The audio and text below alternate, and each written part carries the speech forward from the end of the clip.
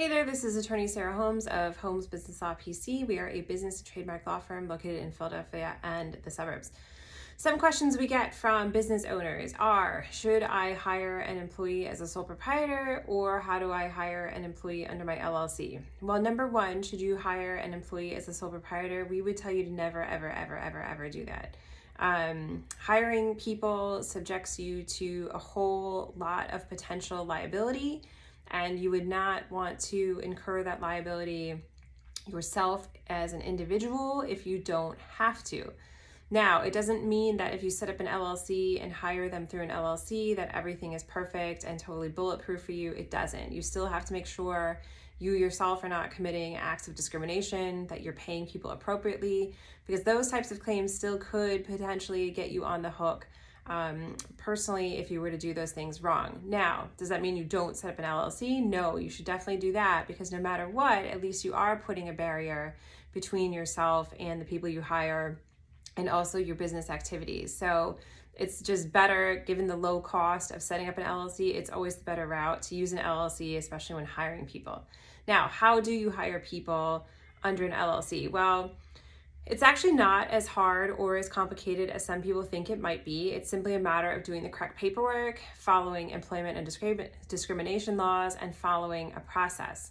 So what you want to do is first locate employees. So figure out where you're going to advertise for employees.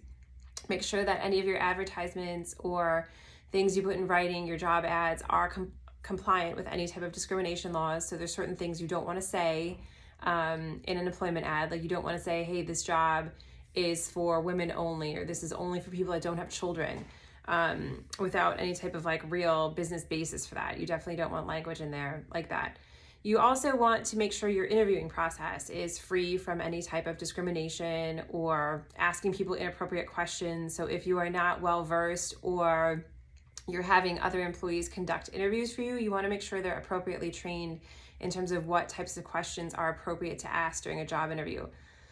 Some areas now even have laws where you are now prohibited from asking someone what their current salary is in their position. So if you're interviewing people in locations where that's an issue, you have to make sure that you're not asking questions about, hey, how much money do you make right now? Because the purpose of prohibiting that question is so that you're not just merely matching someone's new salary. So make sure you're aware of that. And then in terms of what happens after an interview and you actually want to extend an offer to someone, again, you probably would be well advised to consult with legal counsel to decide what types of employment and what terms do I want to offer someone, and are these things compliant?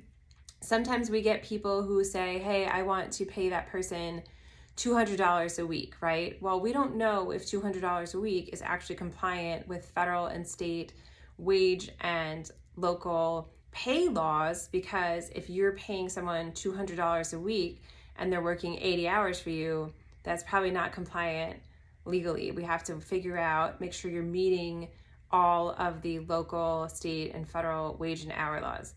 So hiring a person is not terribly complicated, but there are certainly steps along the way that could subject you to liability and that you could be doing wrong if you really don't have the proper training in them. So this is the type of thing that our law firm could help you with. Feel free to reach out to our office. Our number is 215-482-0285. Thanks.